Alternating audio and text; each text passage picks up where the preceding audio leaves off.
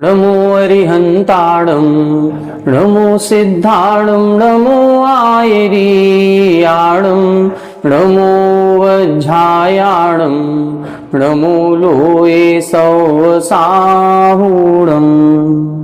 सिद्धं शुद्धं परमीय जिणिन्दवर्णेमि चन्दमकलङ्कं गुणरयणभूषणुदयं जीवस्य परुवणं बोच्छम। 1008 श्री मूलनायक आदिनाथ भगवान की जय।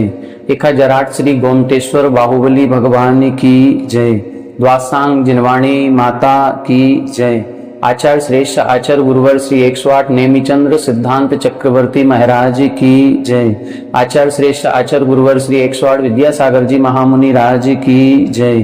तीर्थ चक्रवर्ती जगत पूज्य निर्यापक श्रमण मुनि पुंगव श्री 108 सुधा सागर जी महाराज की जय। समस्त मुनि संघ की जय। आलोक मोदी स्वाध्याय सुधा यूट्यूब चैनल पर आप सभी दर्शकों का एक बार पुनः हार्दिक स्वागत, हार्दिक अभिनंदन। श्री गोमटसार जीवकांड जी ग्रंथराज की स्वाध्याय श्रृंखला में विगत 2 दिनों से हम अलौकिक गणित के बारे में समझ रहे हैं। अलौकिक गणित के अंतर्गत उस प्रकार की गणित का व्याख्यान किया जाता है जो हमारे मति ज्ञान और श्रुत ज्ञान का विषय नहीं बन पाती। इस अलौकिक गणित का वर्णन जो है या तो केवल ज्ञान के माध्यम से होता है या अवधि ज्ञानी मुनिराज भी इसका वर्णन कर सकते हैं। तो ऐसे उपमा प्रमाण की 8 प्रकार की संख्याओं का वर्णन इस अलौकिक गणित के अंतर्गत किया गया था, जिसमें हमने पल्य, सागर, सूच्यंगुल, प्रतरांगुल, घनांगुल, जगश्रेणी, जगत प्रतर और लोक ऐसे 8 उपमा प्रमाणों पर विस्तार पूर्वक चर्चा की। पूर्व में सबसे पहली कक्षा में हमने संख्यात, असंख्यात और अनंत इन संख्यावाची शब्दों पर चर्चा की थी। इनके अपन ने 21 भेद किए थे। संख्यात के 3 भेद किए थे, जघन्य संख्यात, मध्यम संख्यात और उत्कृष्ट संख्यात। फिर असंख्यात के 3 भेद किए थे, परिता संख्यात, युक्ता संख्यात और असंख्याता संख्यात। इसी प्रकार से अनंत के भी 3 भेद थे, परितानंत, युक्तानंत और अनंतानंत। ये जो असंख्यात और अनंत के 3 भेद किए हैं, इनके सभी के प्रत्येक के जघन्य, मध्यम, उत्कृष्ट के भेद से भी अपन ने 3 भेद किए थे। इस प्रकार से संख्यात के 3 भेद, असंख्यात के 9 भेद और अनंत के भी 9 भेद हो जाते हैं। ऐसे कुल जो संख्या मान है उसको हम 21 भागों में विभाजित कर देते हैं। फिर इसके बाद संख्या मान के बाद उपमा मान का वर्णन अपन ने किया था, जिसमें अपन ने ये 8 प्रकार की उपमाओं को समझा था। इनका जो प्रारंभ होता है वो अंगुल से किया जाता है और अंगुल के अपन ने भेद देखे थे। सबसे पहले अपन ने व्यवहार अंगुल देखा था। व्यवहार अंगुल को ही उत्सेधांगुल कहते हैं और जब इस उत्सेधांगुल में 500 का गुणा करते हैं तब एक प्रमाण अंगुल बनता है।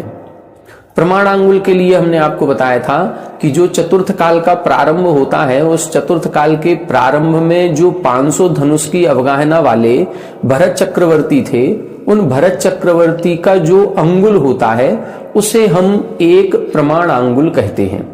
500 धनुष की अवगाहना वाले का अंगुल। और जो ये उत्सेधांगुल होता है ये 500 गुना कम है, मतलब एक धनुष की अवगाहना वाले जीवों का।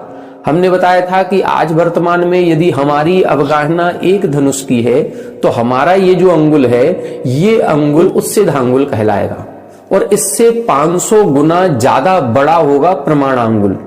माना कि यदि हमारा ये एक अंगुल 1 इंच का है तो समझ लो 500 इंच का एक प्रमाणांगुल होगा।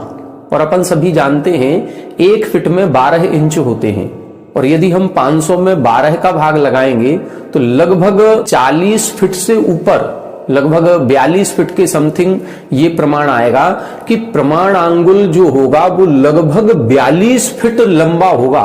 42 फीट। हमारे जो अपन लोग मकान बनाते हैं ये लगभग 1 मंजिल होती है 10 से 11 फीट की, तो 42 फीट का मतलब हो गया 4 मंजिल का मकान जितना अपना बनेगा उतना मात्र 1 अंगुल की मोटाई है उनकी, भरत चक्रवर्ती के 1 अंगुल 42 फीट। अब हमने आपको बताया था कि इस प्रमाण अंगुल के बराबर लंबी एक रेखा खींचनी है। वो भी रेखा कैसी होगी, एक प्रदेश चौड़ी और एक प्रदेश मोटी। उसकी मोटाई एक प्रदेश मात्र होगी और चौड़ाई भी एक प्रदेश मात्र होगी, और उसकी लंबाई कितनी होगी? प्रमाणांगुल के बराबर। बस इसमें जितने प्रदेश आएंगे उसको हम बोलते हैं सूच्यंगुल। ये सूच्यंगुल कहलाता है। सूची, सूची का मतलब होता है एक सुई, जैसे सूचिका होती है, एक सुई को बोलते हैं। अब सुई बिल्कुल पतली सी होती है, उसकी चौड़ाई या मोटाई कोई विशेष नहीं होती है, केवल उसकी लंबाई नजर आती है। अब ये लंबाई कितनी करनी है? लगभग 42 फीट की। अब आप ये समझें कि 42 फीट लंबा यदि हम एक अपना बाल, जैसे महिलाओं के बाल होते हैं वो बहुत लंबे होते हैं, लगभग 3-3 फीट का भी एक बाल हो सकता है। किन्हीं किन्हीं महिलाओं के तो 6-6 फीट के भी बाल होते हैं, जो गिनीज बुक वगैरह में आए हुए हैं। अब आप समझें यदि 42 फीट लंबा एक बाल कितना पतला सा होता है। बल्कि अपने यहां जो अपन ने अंगुल का प्रारंभ किया था कि अंगुल कैसे बनता है, तो अपन ने देखा था कि अनंत परमाणुओं का स्कंध अवसन्नासन्न है। अवसन्नासन्न से 8 गुना मोटा सन्नासन्न, उससे 8 गुना मोटा त्रस रेणु, फिर त्रट रेणु, फिर रथ रेणु, फिर उत्तम भोग भूमि का बाल, फिर मध्यम भोग भूमि का बाल, फिर जघन्य भोग भूमि का बाल, फिर कर्म भूमि का बाल। यदि हम वो एक बाल मात्र प्रमाण मोटी यदि एक रेखा खींचते हैं, जबकि बाल अपना बहुत पतला है, लेकिन ये बाल भी हमारी समझ से ये पतला है, लेकिन आगम की दृष्टि से तो ये कई गुना ज्यादा मोटा है, कई गुना ज्यादा मोटा है। यदि हम एक प्रदेश मोटी पंक्ति निकालेंगे तो एक प्रदेश मोटी पंक्ति तो अपन निकाल ही नहीं पाएंगे, इतनी पतली पंक्ति बनेगी। बस उस पंक्ति को यदि हम प्रमाणांगुल के बराबर कर देते हैं तो उसमें जितने प्रदेश आएंगे वो सूच्यंगुल के बराबर प्रदेश कहलाएंगे, उसको हम सूच्यंगुल कहेंगे। प्रतरांगुल के लिए हमने बताया था कि सूच्यंगुल का जब वर्ग कर दिया जाता है, सूच्यंगुल में जितने प्रदेश होंगे उतने प्रदेशों का गुणा उसी में करना है, वर्ग, स्क्वायर। स्क्वायर किसको कहते हैं? उसी संख्या का उसी संख्या में जब गुणा किया जाता है तो उसको वर्ग कहते हैं। जैसे 2 का वर्ग 4 होता है, 4 का वर्ग 16 होता है, तो 4 गुणे 4 बराबर 16। इसी तरह से यदि मान लो, हमने कल आपको उदाहरण बताया था कि यदि सूच्यंगुल में 100 परमाणु या 100 प्रदेश आते हैं तो जो प्रतरांगुल होगा उसमें 100 गुणे 100 मतलब 10,000 प्रदेश आएंगे।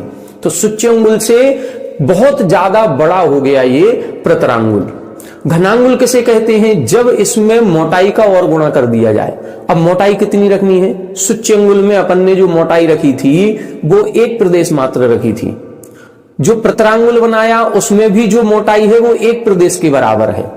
एक प्रमाणांगुल बराबर उसकी चौड़ाई थी और एक प्रमाणांगुल बराबर लंबाई थी, लेकिन मोटाई कितनी थी? एक प्रदेश की।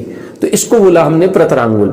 लेकिन घनांगुल में क्या करेंगे? एक प्रमाणांगुल के बराबर लंबाई, एक प्रमाणांगुल के बराबर चौड़ाई और एक प्रमाणांगुल के बराबर मोटाई, मतलब 42 फीट जो अपन निकाल रहे हैं उस 42 फीट का एक घन बनाना है।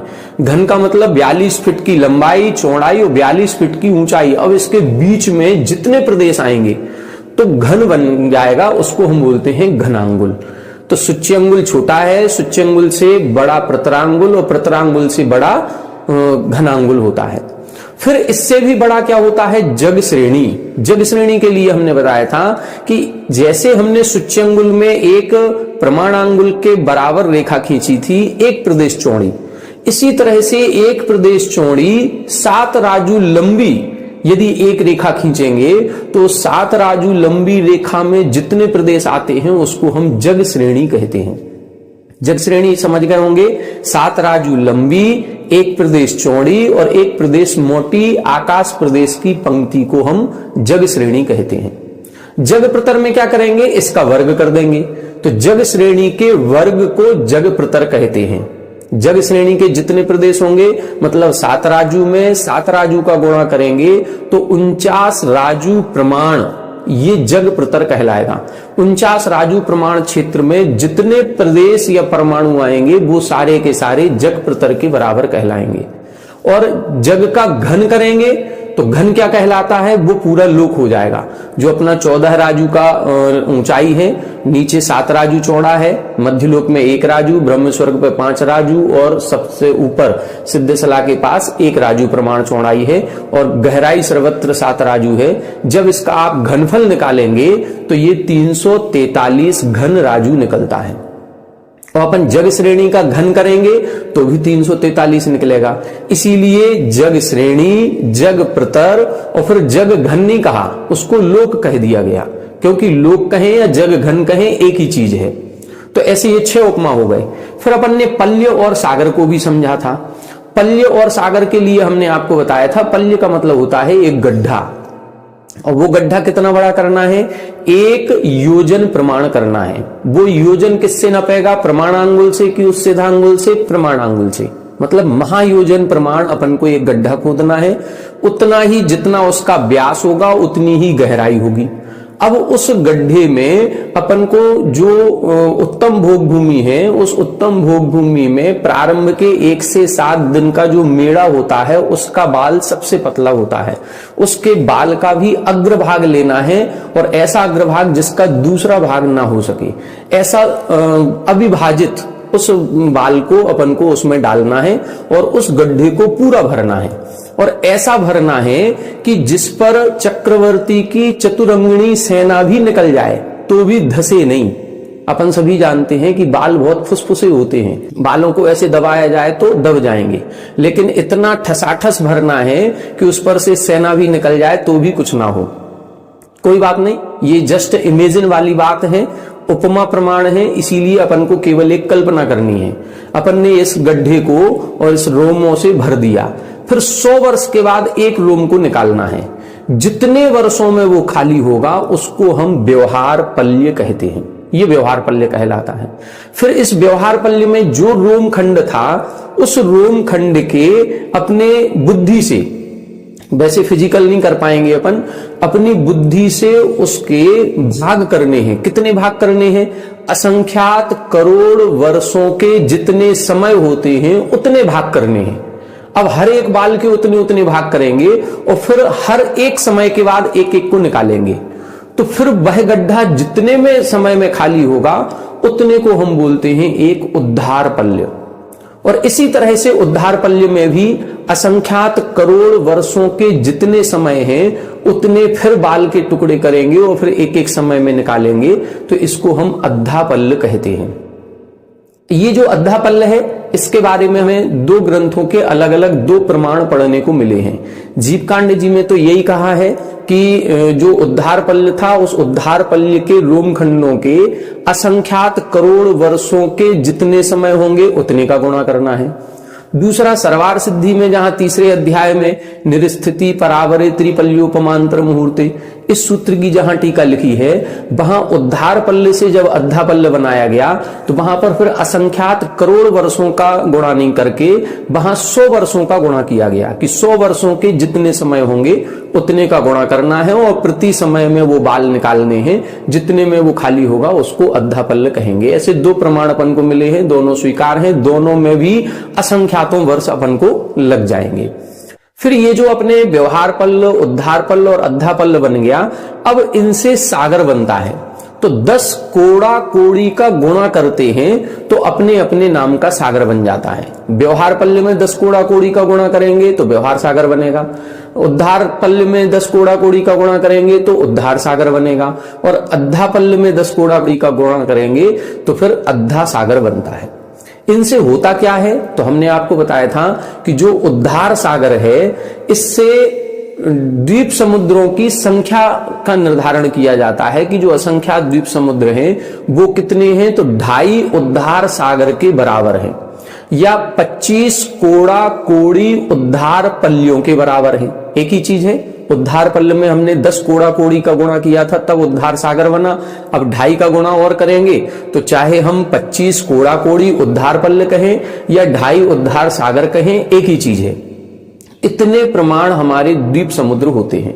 और अद्धा पल्य या अद्धा सागर से हमारी आयु की या कर्म स्थिति की गणना की जाती है। जो भी कर्मों की स्थिति है वो भी सागरों में होती है। 70 कोड़ा कोड़ी सागर, 30 कोड़ा कोड़ी सागर, 33 सागर इत्यादि, ये जो पल्य और सागर में गणना की जाती है ये अद्धा पल्य से की जाती है, मतलब सबसे बड़ा।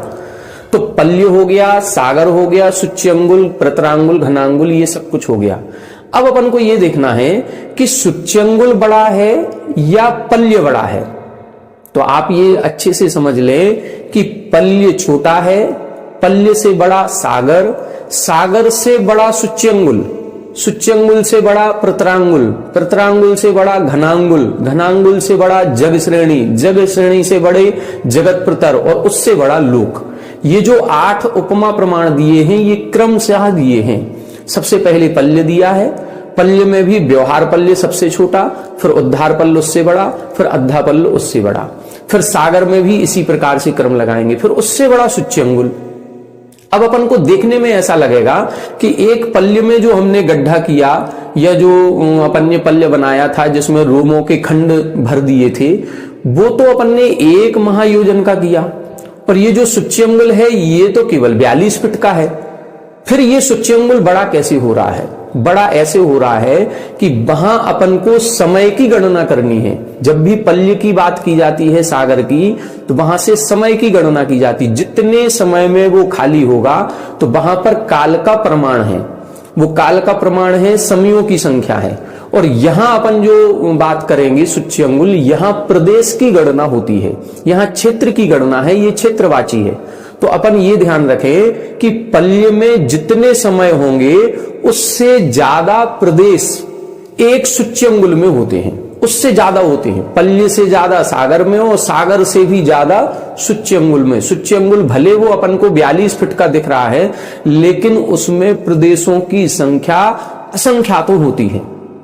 यदि इसके क्रम का वर्णन करेंगे तो सुच्यंगुल बड़ा है, सुच्यंगुल से बड़ा प्रतरांगुल, उससे बड़ा घनांगुल, और फिर जग श्रेणी और बड़ी, वो तो है ही, क्योंकि सुच्यंगुल 1 अंगुल का है और जग श्रेणी 7 राजू की है। तो इस प्रकार से अपन को इन उपमा प्रमाणों को समझना है। दूसरी चीज, एक अपने दर्शक हैं और आपको जान करके ये बड़ा आश्चर्य होगा, एक प्रेम जी पाटोदी जी हैं, ये राजस्थान से बिलोंग करते हैं और आज इनकी जो उम्र है ये 80 वर्ष से ऊपर के हैं, लगभग 84-85 वर्ष के होंगे, और ये नियमित स्वाध्याय करते हैं। आज इनका फोन आया और फोन पर जो इनसे चर्चा हुई तो इन्होंने बहुत बहुत एक तो धन्यवाद भी दिया और साथ में 1-2 प्रश्न भी इन्होंने किए। इनका प्रश्न एक यही था, इनकी बड़े दिनों से ये इच्छा थी, पहले कई दिनों से कह रहे थे कि इस संबंध में एक वीडियो बनाई जाए जिससे हम इस विषय को समझ सकें। ये निरंतर दिन में 6-7 घंटे स्वाध्याय करते हैं। तब इन्होंने एक ये जो प्रश्न पूछा है कि जो अपन ने उपमा प्रमाण में अवसन्नासन, सन्नासन, त्रसरेणु, त्रिटरेणु, रथरेणु, ये जो अपन ने किए थे, प्रमाण बनाए थे 8-8 गुने करके, वहां पर अपन ने लिखा था कि 8 लीख का एक जू होता है और फिर 8 जू का एक जो होता है और फिर 8 जो का एक अंगुल होता है। तो वहां जू शब्द लेना है या किसी किसी ग्रंथ में सरसों शब्द भी मिलता है, तो दोनों भी शब्द लेने हैं। कहीं कहीं सरसों भी मिला है और कहीं कहीं जू भी मिला है। जू का प्रमाण और सरसों का प्रमाण बराबर होता है। 8 लीख का एक सरसों कहें या 8 लीख का एक जू कहें, एक ही चीज है। अब इसमें अंतर क्या आया? अंतर केवल इतना है, जहां सरसों दिया है वहां हमने कल आपको जब पिछली वीडियो में बताया था, जब संख्यात से अपन ने असंख्यात बनाया था, जो परिता संख्यात, युक्ता संख्यात, असंख्यात असंख्यात, तो परिता संख्यात बनाने के लिए अपन ने उसमें भी एक गड्ढा बनाया था और उस गड्ढे को अपन ने जम्बू द्वीप के बराबर किया था। 1 लाख योजन प्रमाण गड्ढा किया था और 1000 योजन की गहराई वाला किया था और उसमें सरसों के दानों से भरा था। तो उन सरसों के दानों से जो भरा था वो असंख्यात का प्रमाण बनाने के लिए है। पहले वो जम्बूद्वीप के बराबर गड्ढा किया, उसको सरसों से भरे, फिर एक एक सरसों एक एक द्वीप समुद्र में डाले, जितने में खाली हुआ उतने द्वीप समुद्रों प्रमाण फिर दूसरा गड्ढा किया, फिर उसको सरसों से भरा, फिर वो सरसों खाली किया आगे के द्वीप समुद्रों में, फिर तीसरा गड्ढा। ऐसे उसमें 3 गड्ढे 4 गड्ढे बनाए जाते हैं। इसको कुंड कहा जाता है, अनवस्था कुंड, सलाका कुंड, प्रतिसलाका कुंड और महासलाका कुंड। जब ये चारों खाली हो जाते हैं तब जाकर के परिता संख्यात अपन पहुंच पाते हैं। तो ऐसी वहां पर एक चर्चा आई थी। तो वो जो सरसों हैं वो सरसों का प्रमाण भी बताया गया है कि कितने सरसों होंगे। तो उसमें अपन को पता है कि 1 लाख योजन विस्तार वाला है और 1000 योजन की गहराई है। अब ये जब इसका घनफल निकालेंगे तो घनफल निकाल करके कितने सरसों के दाने बनेंगे उसका प्रमाण निकल आता है। और इस ग्रंथ में उनके सरसों का प्रमाण, उनकी संख्या पूरी लिखी हुई है कि इतने कोड़ा कोड़ी, इतने कोड़ा कोड़ी, इतने कोड़ा कोड़ी सरसों के दाने उसमें आएंगे।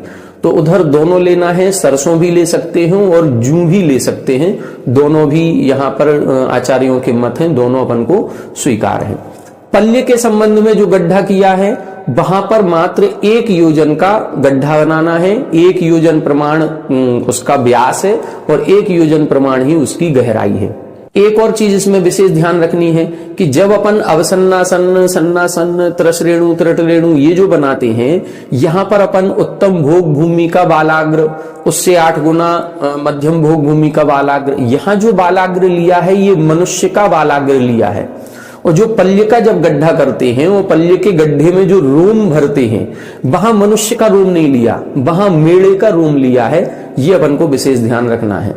अब ये सारे उपमा प्रमाण पढ़ने के बाद आज अपन को कुछ थोड़ी सी चर्चा और करनी है, जिसमें हम वर्ग, वर्ग शलाका, वर्गमूल और अर्धच्छेद, इन पर अपन चर्चा करेंगे। ये क्या कहलाते हैं, क्योंकि आगे आने वाली गाथाओं में इसी का वर्णन आएगा। तो आइए अब इन 4 विशेष बिंदुओं को भी अपन समझने का प्रयास करते हैं। देखें, अब यहां पर अपन को 4 शब्द प्रमुख रूप से देखने हैं। एक वर्ग, दूसरा वर्ग शलाका, तीसरा वर्गमूल और चौथा अर्धच्छेद। इस तरह से ये अपन को 4 शब्द और देखने हैं। ये अपन को अब आगे की गाथाओं में पढ़ने को मिलेंगे। ये क्या कहलाते हैं, पहले वर्ग समझ लें। वर्ग बिल्कुल सरल है, जैसे हमने बताया था प्रतरांगुल, सूच्यंगुल से प्रतरांगुल किया तो अपन ने क्या किया, वर्ग किया था, स्क्वायर किया था। जब किसी संख्या का गुणा उसी संख्या में कर दिया जाता है तो उसको हम वर्ग कहते हैं। जैसे 2 का स्क्वायर, अब 2 का स्क्वायर करेंगे तो क्या होगा, 2 गुणे 2 बराबर 4। इसी तरह से 3 का स्क्वायर करेंगे तो क्या होगा, 3 गुणे 3 बराबर 9। 4 का स्क्वायर करेंगे तो क्या होगा, 4 गुणे 4 बराबर 16। ये अपन ने सामान्य से वर्ग किया। 2 का वर्ग, 3 का वर्ग, 4 का वर्ग, 5 का वर्ग, 5 का 25, 6 का 36, 7 का 49, 8 का 64, 9 का 81, 10 का 100, ऐसे ये वर्ग होता है। ठीक है, ये तो सामान्य वर्ग हो गया। वर्ग शलाका क्या कहलाती है, जब वर्ग का वर्ग किया जाता है तो उसको अपन वर्ग शलाका कहते हैं। वर्ग शलाका क्या है, फिर से देख लें इसको। जब वर्ग का वर्ग किया जाता है तो वर्ग शलाका, जैसे 2 का वर्ग किया तो क्या बनेगा, 4। अब 4 का वर्ग करो तो क्या बनेगा, 16। फिर 16 का वर्ग करो तो बनेगा 256। फिर 256 का वर्ग करो तो 65,536। ऐसे ये जो वर्ग का वर्ग कर रहे हैं इसको हम वर्ग शलाका कहते हैं। और इसमें धाराओं का वर्णन आता है, इसको बोलते हैं द्विरूप वर्ग धारा। ऐसी 13 प्रकार की धाराओं का वर्णन है। सर्वधारा, आकृति धारा, द्विरूप वर्ग धारा, द्विरूप घन धारा, द्विरूप घनाघन धारा, ऐसी कई सारी धाराओं का वर्णन इसमें किया गया है। बहुत गहराई में वर्णन है। उतनी गहराई में ना तो हम पहुंच पाए हैं और ना हम आपको पहुंचाना अभी चाह रहे हैं। अभी अपन ऊपर ऊपर जो जरूरी है, जिसका वर्णन गाथाओं में आया है, उसको हम समझाने का प्रयास कर रहे हैं। तो ये वर्ग शलाका कहलाएगी। जैसे 65,536 कोई संख्या है तो इसकी कितनी वर्ग शलाका हो गई, इसको मतलब कितनी बार वर्ग किया तब जाकर के ये संख्या पहुंची। तो कितनी बार किया, 1 बार किया, फिर 2 बार किया, फिर 3 बार किया और ये 4 बार किया। जब 4 बार वर्ग किया तो ये संख्या पहुंच गई। इसका मतलब है 65,536 की वर्ग शलाकाएं कितनी है, 4। 4 वर्ग शलाकाएं किसकी हो गई, 65,536 की। अब 5 भी करेंगे तो 65,536 में फिर से अपन को गुणा करना पड़ेगा 65,536 का, तब जाकर के एक जो संख्या आएगी वो इसमें दी हुई है। इसको लिखेंगे 42, 94, 96, 72, 96। 42, 94, 96, 72 और 96। ये जो एक संख्या बनी है ये 5वां वर्ग बन गया। मतलब 65,536 में 65,536 का गुणा करेंगे तो ये संख्या निकलेगी। क्लियर हुआ। इसको बोलते हैं वर्ग शलाका। ये वर्ग करते जा रहे हैं। अच्छा, एक चीज और, ये जो चौथा वर्ग निकलता है इसको बोलते हैं पन्नट्ठी। इसका एक नाम दिया है पन्नट्ठी। ये जो 65,536 का भी जो अपन ने वर्ग किया, इस वर्ग को बोलते हैं बादाल। ये गाथा में शब्द आगे आएगा इसलिए आपको बता रहे हैं। पन्नट्ठी, फिर बादाल, और फिर बादाल का वर्ग करो। अगला वर्ग किसका होगा? इस संख्या का वर्ग होगा। तो इस संख्या का जब वर्ग करेंगे तो उसकी संख्या भी ग्रंथ में दी हुई है, करीब 12-15 अंकों की है, उसको नहीं लिख रहे हैं, लेकिन उसको बोलते हैं एकट्ठी। उसको क्या बोलते हैं? एकट्ठी। ऐसा ये वर्ग कहलाता है।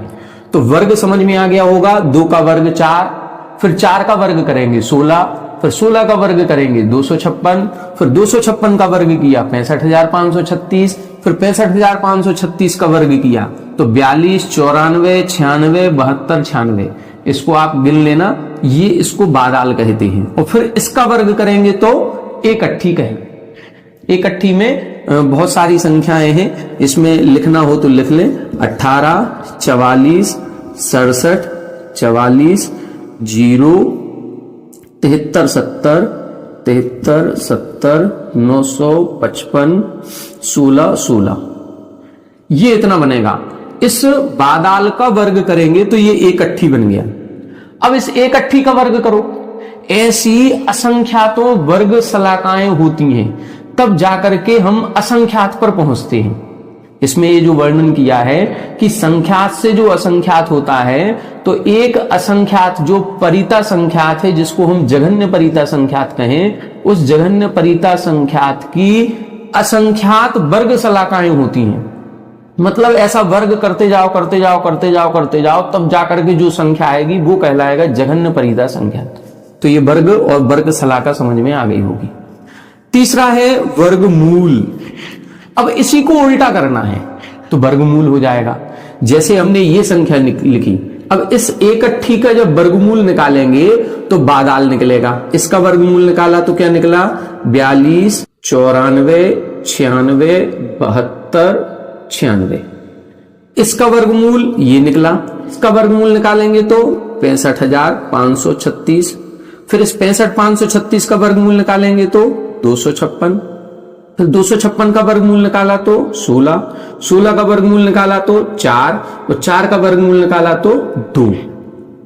अब अपन को कैसे इसमें जो ग्रंथ में पढ़ने को मिलेगा उसमें ये निकलेगा, ये जो संख्या है इस संख्या का प्रथम वर्गमूल।